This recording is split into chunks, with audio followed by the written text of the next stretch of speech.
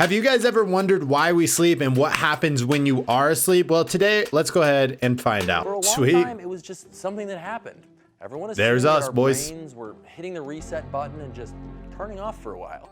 But in the past few decades, it's become clear that sleep might be the single most important behavior that humans and other animals experience. Human sleep patterns are controlled by two competing networks of chemicals. All right, there's our brain and the moon. During our waking and the sun, I guess. Neurotransmitters released deep within our brain keep our cerebral cortex alert and primed for consciousness. But throughout the day, as our neurons break down ATP for energy, the byproduct adenosine builds up and activates sleep control neurons. Right, the adenosine, yep. A special region in the center of our brain acts as our wow, I'm master stupid, bro. biological clock. I'm stupid. Light-sensitive cells in our retinas feed signals deep into that brain region. I did know about the light thing because that's also why sometimes if you guys can't sleep and you're playing on your phone right before bed, science says that you should really get off of all of your blue light, which is just basically any screens, computer screens, phone screens, 20 minutes at least before you go to bed. Cycle of day and night. These circadian rhythms are the control switch that tells us when to feel sleepy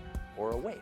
As the world goes dark, this master switch tells our pineal gland to increase the levels of the hormone melatonin in the bloodstream. Until just a couple hundred years ago, it was common for people to fall asleep right after the sun went down, snooze for a little while, wake up around midnight where they would read or study or do other stuff, and then go back to sleep until morning.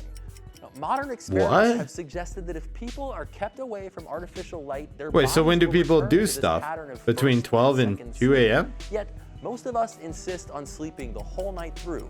What's worse, our circadian rhythms are so tuned to day and night that if we stay up past our usual bedtime, we don't wake up later, we just tend to sleep less. As a result, we are massively sleep deprived. Most adults average just 6.5 hours a night, and teenagers average just 5 hours on school nights, which is half of what they need. To fight this chronic... Damn, let me know how many hours a night you guys sleep. I'm probably about like 7.5 hours. I tend to do better when I get like 8.5, 9 hours. In fact, I know like most adults, you only really are supposed to get 8. So what is sleep for? In short, we're not really sure, but we know it's essential to life. Animals deprived of sleep for a long enough time will have seizures and can literally die from exhaustion. Not actually dead. 15% of our genes are linked to circadian rhythm. Another theory says that our bodies use time asleep to flush out all the neuro garbage, removing waste products that build up in our neurons and brain cells.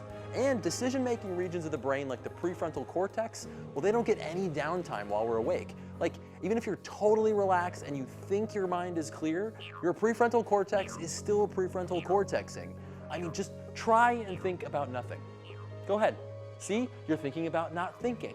Sleep seems to be... You got me, bro. You got me. I think that's one thing that we all have to talk about, though, is the fact that you're always tired. Like, everybody, I think, for the most part, is, like, always tired. It's terrible. Snoozing animals are easy targets for predators, so you'd think evolution would have come up with something better. But it hasn't. There's no way to get around the need for sleep. Some animals have come up with interesting ways to deal with the inconvenience of sleeping, though. Dolphins obviously can't nod off without drowning, so they only sleep with 1/2 of their do you know brain at a dolphins time, have to breathe? using half of their body that's still awake. I learned that. Before baby dolphins learn that trick, they take adorable little dolphin naps while their parents keep them afloat.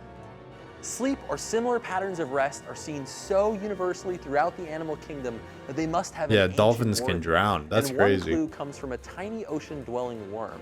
Every night, these worms swarm near the surface of the ocean to feed, and then every day they sink down deep to avoid light and predators. Sleep might have evolved 700 million years ago, the last time that we shared a common ancestor with that tiny worm.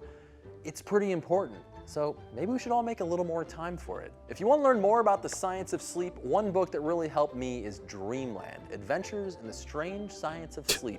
Imagine reading. Imagine reading, dude. What? All right, so that is all of the information about how sleep works. So I guess we don't entirely know still why we sleep, but I guess it's just more of a body reset than anything else. I hope that you guys did enjoy the video. If you did, drop a like on it, hit that subscribe button if you guys are new, and see you guys again very, very soon.